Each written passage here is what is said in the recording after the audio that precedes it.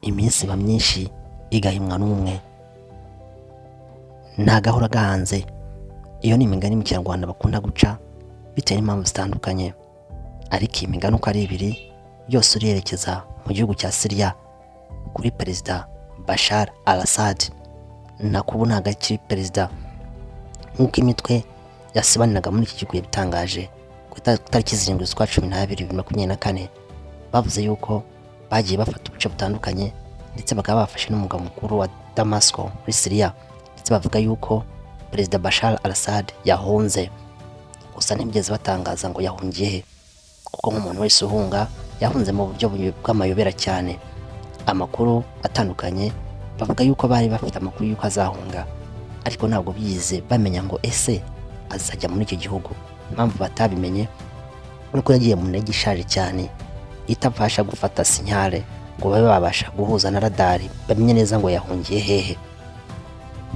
Ariko ku itariki 8 kuvuga ejo hashize z'ukwa 12 batangaje yuko yamaze guhungira muri Moscow mu Burusiya, igihugu kibanye cy'inshuti cyane y'akadasohoka ya Bashar al-Assad.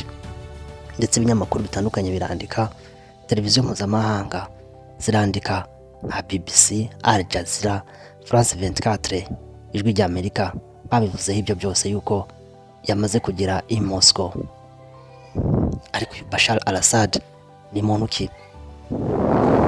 Bashar al-Assad ntabwo ari umuntu wakuze yifuza kuba perezida cyangwa se yashaka kuba umunyapolitike. Oya, ntabwo ariko byahoze.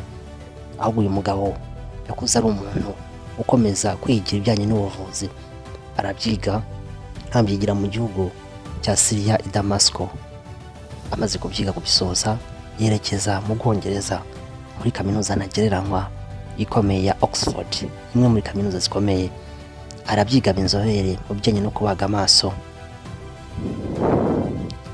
Ariko mu 1994 hari ikintu cyabaye mu muryango we. Mukuru we uhabwa amahirwe yo kuba yaba perezida, dore ko uyu mukuru we yari umusirikare ukomeye, yaje gukora impanuka. Akoze impanuka, birumvikana yuko nta kindi cyari gukorwa. Undi muhungu yari afite, kuko bava ko ari umwana wa kabiri w'umuhungu wari ufite amahirwe, yari Bashar al-Assad. Ariko papa we ariwe witwa Hafez al-Assad. Uyu nguyu yakomeje kuyobora al-Assad, arayobora kuva mu 1971 ageza mu mwaka 2000. Mwaka 2000 nawe yaje kwitaba Imana. Amaze kwitaba Imana, umuryango we by'igitaraganya bahise bahamagara Bashar al-Assad ngo ave ku ishuri.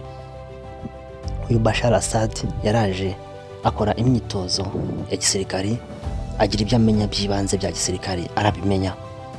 Uyu Bashar al-Assad bahise bashaka uburyo yayobora iki gihugu, kandi mu itegeko nshinga cy'iki gihugu bavuga kugira ngo uyobore iki gihugu byibura ugomba kuba ufite imyaka 40. Ariko Bashar al-Assad yarakiri muto, dore ko yari afite imyaka 34. Bahise bahindura itegeko nshinga ako kanya kugira ngo Bashar al-Assad abashe kuyobora. Bashar al-Assad yese ajya ku buyobozi.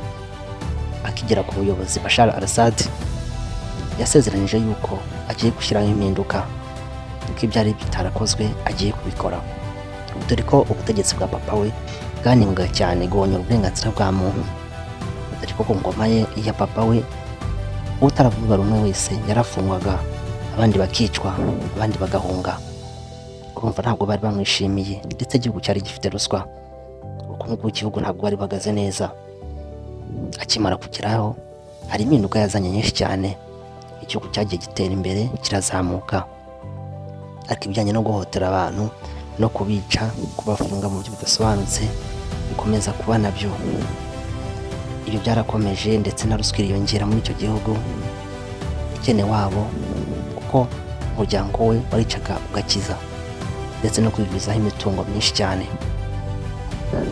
Icyaje gukurikiraho nuko mu 2011 mu cyiswe Printemps Arabe cyangwa se Spring Arab, mu gihe ibihugu by'Abarabu bifuzaga gukuraho abayobozi cyangwa abaperezida babo bitewe n'uko ibihugu byarangwaga n'ubukene bukomeye cyane, ubushomeri, batameze neza muri icyo gihugu, bifuzaga ko babahirika ku butegetsi. Ariko Bashar al-Assad ntabwo icyo gihe yigeze ahirikwa. kuko yari ashyigikiwe bikomeye cyane n'Uburusiya ndetse na Iran. Yarakomeje arayobora ndetse bigera naho mu 2019 iyitwa Islamic State nayo ihashinga imizi kugira ngo imukureho, ariko nk'uko twabibabwiye yarashyigikiwe cyane n'Uburusiya ndetse na Iran. Aba bose yabakubise inshuro cyane, arongera agera ku butegetsi. Abenshi bavuga ko yari kuba yaravuyeho kera cyane iyo hataza kubaho Uburusiya ndetse na Iran. Ibihugu byinshi bitandukanye byajyaga kuri Syria bitewe n'inyungu babifitemo. Urugero nka Iran yajyagayo kugira ngo ibashe gufata kara gace kose, agace ko hagati ku burasirazuba, kugira ngo kibe ari cyo gihugu cy'igihangange cyo muri biriya bihugu. Ikindi nanone Uburusiya nabwo kugira ngo bafate kara gace, kubera ko Amerika yashaka kuhinjira cyane kugira ngo ikureho Al-Assad ikomeze hifatire. Amerika nayo ikavuga yuko impamvu ijyaho gukuraho Al-Assad ni ukugira ngo imitwe y'iterabwoba idakomeza kuba muri Syria, kandi iyi mitwe y'iterabwoba ibimereye n'Amerika cyangwa Leta Zunze Ubumwe za Amerika. Israel nayo ikavuga yuko inyungu ifite muri iya ntambara ari uko imitwe irimo Hezbollah ibibamereye nabi, ndetse n'indi mitwe yose idakundana na Israel na Leta Zunze Ubumwe za Amerika iba ishobora kuba yabagirira nabi. Bakumva rero ko ibyiza nubwo batabigaragazaga ko byibura Al-Assad yagiyeho akajyaho undi muntu batakomeza kwinjira, iriya mitwe twakomeza kwinjira. Bashar al-Assad nk'uko nabibasobanuriye ubu ntabwo akiri perezida wa Syria, ariko baribaza impamvu abantu benshi Uburusiya bitugezeho umufasha. Ariko Uburusiya ufite intambara ikomeye Ukraine, nk'uko twagiye tubibasobanura mu biganiro byacu, biri kurwana n'ibihugu nka Leta Zunze Ubumwe za Amerika, n'Ubufaransa ndetse n'Ubwongereza. Aho hantu bari gukoresha amafaranga menshi cyane. Ibyo nibyo byatangazwe na Bwana Donald Trump akimara kubona Bashar al-Assad amaze guhunga. Avuga ko impamvu Uburusiya butamufashije ahubwo nabwo bufite ibindi bibazo, ariko akavuga yuko nta mbaraga bafite, nta ngufu bafite, ko Uburusiya ndetse na Iran nta ngufu bagifite, nta kigenda. Ariko mugenzi we ari nawe uri ku butegetsi, Biden bavuga yuko nubwo yaba yahunze gute ariko agomba gukurikiranwa kuva mu byaha yakoze kuva mu 2011 kugeza uyu munota, agomba kubibazwa. Iki gihugu cyaranzwemo n'imitwe myinshi cyane. Iyo mitwe akaba ari iyo mitwe yagize uruhare cyane kugira ngo uyu mugabo Bashar al-Assad abashe kuba yavamo. Iyo mitwe iratandukanye, ariko iyi mitwe ifite inyungu zitandukanye yari ikurikiye muri iki gihugu cya Syria. Bakavuga ko kandi iyi mitwe nubwo batera ngo babivuge ishobora kuba yarishyigikiwe na Leta Zunze Ubumwe za Amerika kugira ngo Bashar al-Assad avemo. Nanone bakongera bakavuga yuko impamvu bamukuraho nanone Bashar al-Assad aho kugira ngo hajye nk'umuntu uzatuma iyo mitwe idakomeza kwinjira muri icyo gihugu.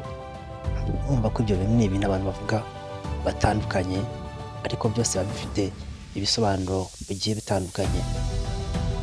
Intambara yagiye igira ingaruka nyinshi zitandukanye, harimo nko kubura abantu bagera ku 500 bose bapfuye, miliyoni z'abantu benshi zakuwe mu byazo, ibikorwa remezo byagiye byangirika, amashuri, ibitaro, inzu z'ubucuruzi zagiye zangirika.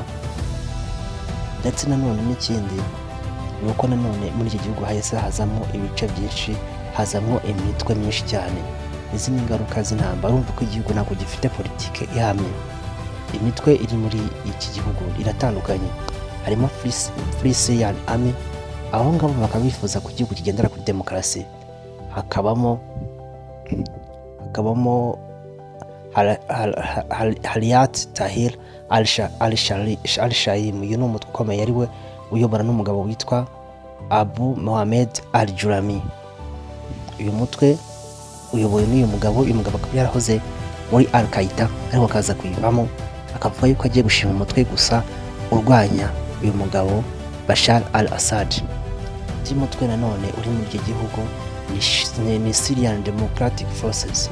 Uyu nawe ni umutwe wafatanyije n'uyu wa Halal Tahrir al-Sham. Iyi mitwe ikaba yafatanyije cyane, yashyizemo imbaraga nyinshi, ikaba yafashe ibice bitandukanye birimo amajyaruguru y'Iburasirazuba ndetse n'uburengerazuba.